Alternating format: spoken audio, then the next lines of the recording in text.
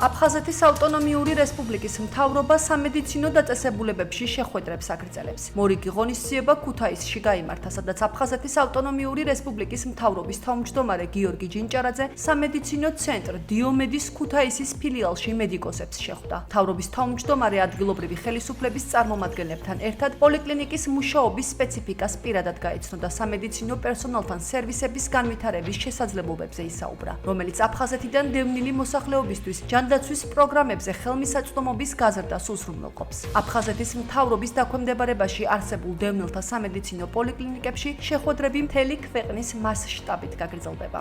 აფხაზეთის მთავრობის ერთ-ერთი მნიშვნელოვანი პრიორიტეტია დევნილთა პოლიკლინიკების მხარდაჭერა, მათი ინფრასტრუქტურის გაუმჯობესება. დღეს ვიმყოფებოდით ქუთაისში, დევნილთა პოლიკლინიკაში, სადაც შევხვდით მედიკოსებს, ადმინისტრაციულ პერსონალს, დავათვალიერეთ ინფრასტრუქტურული გარემო, გავეცანით არსებულ პრობლემებს და სამომავლოდ ვეცდებით, რომ ყველა გამოწვევა გადავჭრათ ღირსეულად და მათ შეუქმნათ ღირსეული პირობები. აფხაზეთის მთავრობის ხელმძღვანელი კარგად იცნობს ჩვენს პრობლემატიკას და გამოწვევებს, რომელიც დგას ჩვენი დაწესებულების წინაშე. ესაუბრა თანამშრომლებს, გაეცნო მათ პრობლემატიკას და იმედს ვიტოვებთ, რომ ის დაპირებები, რომელიც აფხაზეთის მთავრობას ჰქონდა და ჩვენი მოლოდინები გამართება.